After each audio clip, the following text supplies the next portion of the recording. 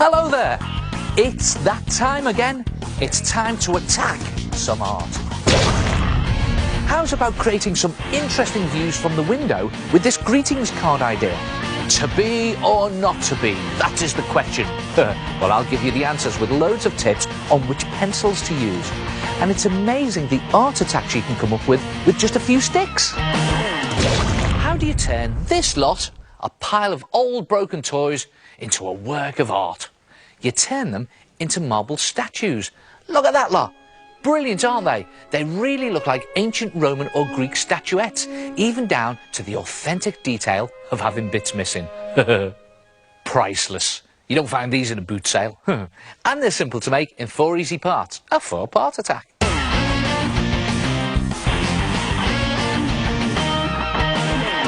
First, choose the broken toy that you want to transform. Now, this doll has lost an arm. So just seal over that hole with a bit of tape. There, that's better. Then scrunch up a length of newspaper and wrap it around the doll's legs. Just start at the bottom and twist her around, making a sort of newspaper wrap around her legs. This will eventually turn into flowing robes. Then just tape it at her waist. Then choose a box for the podium that the statue will stand on. This is a good sized box, so just tape her into place on the top. Use lots of tape and it'll be nice and sturdy. Now, it's not looking very classical at the moment, is it?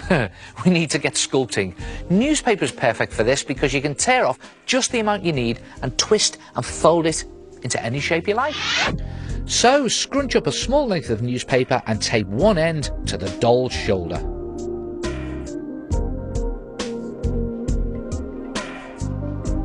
Then drape it around her front, over the other shoulder and round the back, joining up with the first shoulder, and tape this into place for the top part of her robe.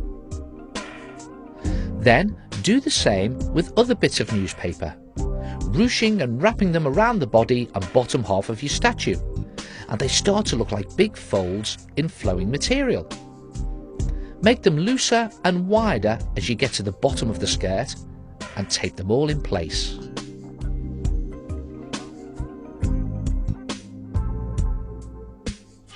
Yeah, it's looking good. And if your doll has long hair, scoop it up and hold it in place with some tape like I've done here.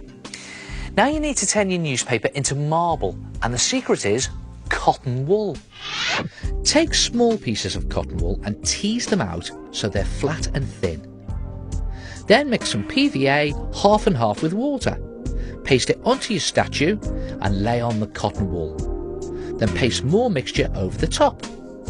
Go over the whole of the statue in this way, getting into all the folds, and you can even go over her hair as well.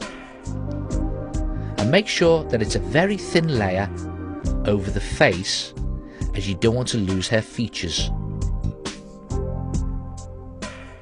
And when you've covered the whole statue and it's dry, it will have gone rock hard, just like a real statue. And now it's ready to paint. Paint your statue white, and then dab in some pale grey to give it a kind of mottled look.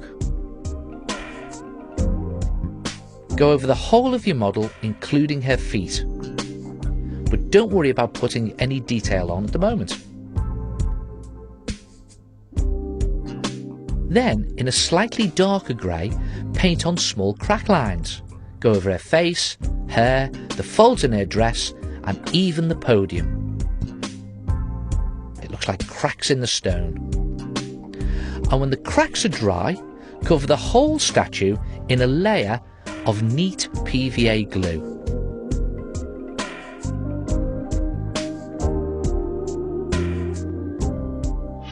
And when the PVA dries, it goes completely clear, adding to the marble effect. And there it is, a marble statue. And if you place it somewhere in your house to show it off, it really does look like an authentic ancient sculpture with its marble effect and bits missing. And you can turn any old broken toy or doll or action figure into a masterpiece. How about these two fighting gladiators? with a cardboard sword and shields, and I've put on some newspaper tunics there. Or what about this centaur? Half a toy horse and half an action figure. Or this classical bust. And this used to be one of those model heads that you can put makeup on. Try it yourself. Marble statues.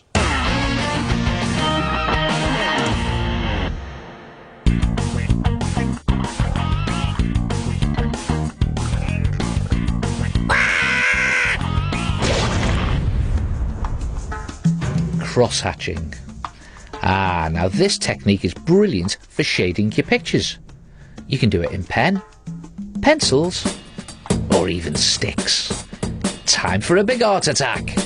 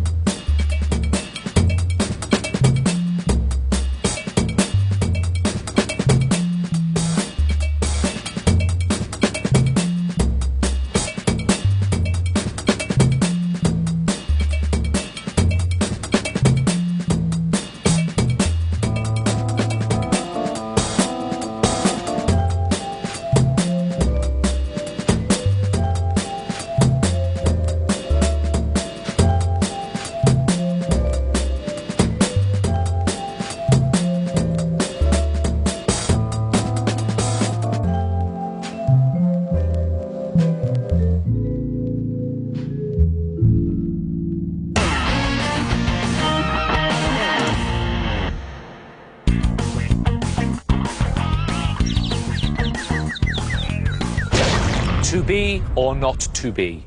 Now, don't worry, I'm not about to go off on a Shakespeare recital. I'm talking to be or not to be. Or maybe even to H, or even HB. You know, pencils. Most pencils have an H or B printed at the end of them to tell you what type they are. In fact, this set ranges from 6H to 6B. So, OK, which one do you choose? Well, it depends what you want to draw. For an H pencil, think hard tip. H is for hard. So the more H, 2H, 4H, 6H, the harder the tip. And this hard tip gives you a fine, precise line, which is perfect for technical drawings. In fact, it's perfect for your schoolwork. So, an H pencil is a hard, fine line. A B pencil is a different beast. Think B for black or B for bold. The more B, 2B, 4B, 6B, the more blacker and bolder the line is. See this? Look at that. Real black, bold line. And also think B is for blend. Watch this. You can actually smudge the line very easily with your finger to help with that shading effect. Not so good for schoolwork though, as it can get smudged and messy very easily. But it is perfect for sketching and drawing. I'm going to use a 5B. Watch this. So you've got nice, strong black lines.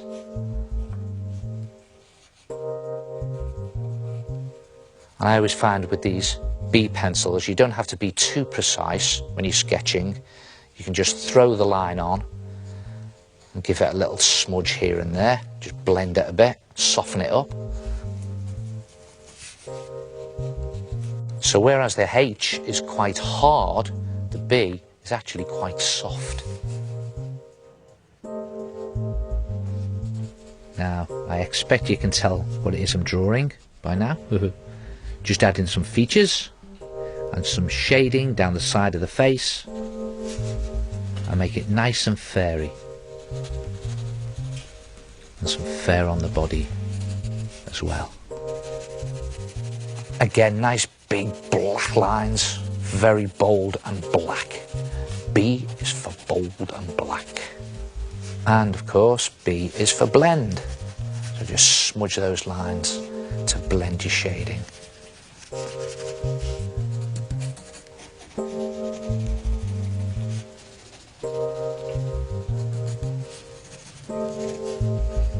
And I'm just going to add in the vine that he's swinging from. And this blending or smudging is also a great effect just to hint at backgrounds. See that?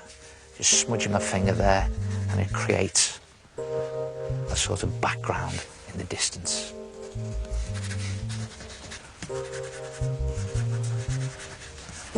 And there it is. So don't forget, when you're choosing a pencil, H is for hard tip, which is for fine, precise diagrams, and also think H is for homework diagrams, and B is for black, bold and blend, great for sketching. And the most versatile pencil of all? This one, the HB. Not too black, not too hard, not too smudgy, just about right for most things.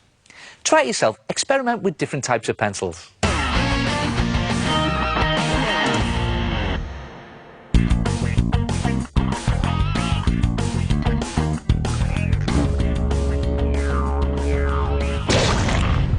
People ask me who are my favourite artists. Who do I get inspiration from? Well, there's Toulouse-Lautrec, the famous French impressionist, brilliant.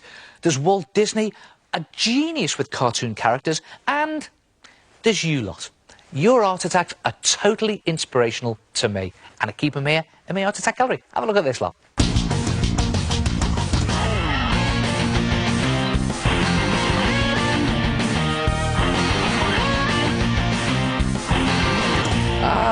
A brilliant piece of artwork by Class 4B. Each pupil has designed their own circle and then put them all together. This shows great teamwork. Nice one, guys. Hey, look at this fish created by Amber. She's used wire to make the outline of the fish and then used lots of different materials to fill in the body, making a really unusual art attack. Beautiful. Now, Alfred's landscape has been done using pen and watercolour, and the style he's used gives this picture a real sense of movement. Looks like a windy day, doesn't it? Ah, yeah. Fabulous watercolour picture there, Alfred. Now, watercolours are just brilliant for creating delicate washes and transparent effects like in Alfred's picture. But what if you want to paint more solid colours in your pictures? Well, you don't need to spend ages painting on layers of watercolour paint. Use some of this stuff instead. Gouache paint. It's a type of watercolour, but it gives a flatter, more solid effect. Now, you can use a little bit of water to get it all charged up and moving, and the idea is to paint large, flat areas like that, and it covers really well without having to keep going over it. It feels a lot different to watercolour, a lot thicker, but gives this real classy finish. Very thick. And unlike ordinary watercolour paint, gouache paint dries fairly quickly, which means you can go over your painting and add fine detail with more paint or pens or even pencils, like that. See that? And you can do it a lot quicker than you'd be able to do this with ordinary watercolour. Nice one. So, okay, where were we? Oh yes, now, look at this, a colourful bowl of mixed fruit. This fab still life by Jack has been done using wax crayons, which are one of my personal favourite things to use. And this picture by Hannah is absolutely brilliant. I think lots of people live in these houses because there are lots of windows. And aren't they lucky? They live next door to two lovely swans. Hey, look at this. Eleanor has created her picture by using watercolour, crayon and pencil. I love the use of white crayon used for highlights. Great art attack. And here's a clever design for a greetings card. Zoe has cut a hole in the front of the card and stuck on seaweed shapes, giving the illusion of looking through a sort of window of fish. Oh, love that card with a window in it, Zoe. Hey, that's given me a great idea for a card with a window in it. Now, you're going to need some clear plastic for this.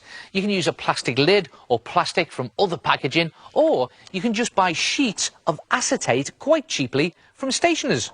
Then, here's what to do. Wrap some tape around some scissors and score a line down the middle of your plastic so that you can fold it in half neatly. So there's the score and there's the fold. On the right hand half of your sheet, paint on a thin layer of PVA glue.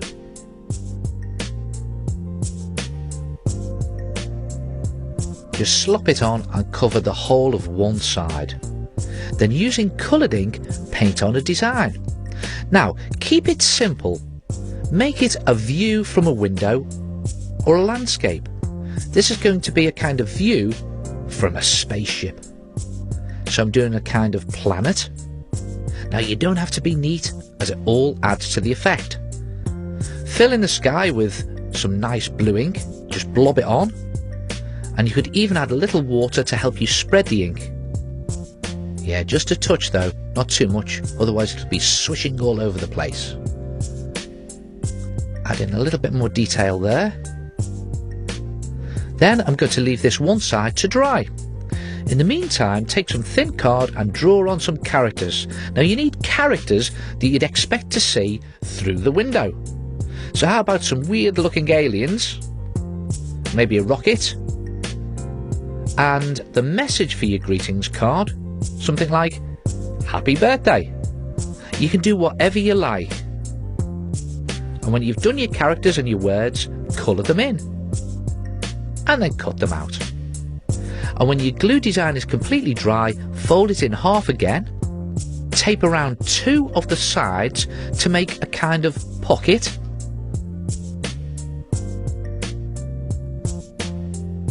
and then place your characters inside. So just slip them in like that, and maybe pop in a bit of glitter as well.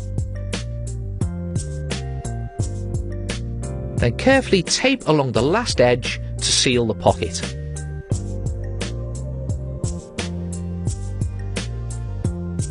Then fold another piece of thin card in half and glue your window to the front.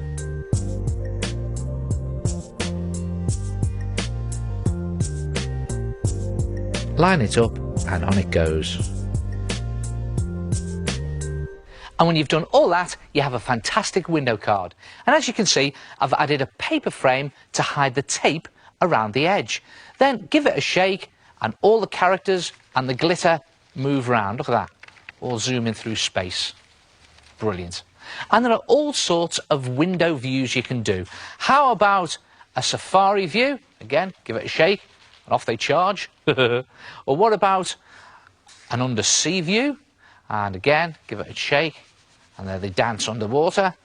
And what about this jungle view? And look at this, a shake, and parrots everywhere. Look at that. Very clever. Try it yourself, window cards. And don't forget you can check out the website for this and all the other art attacks in the show. And I'll see you next time. Ta-ra!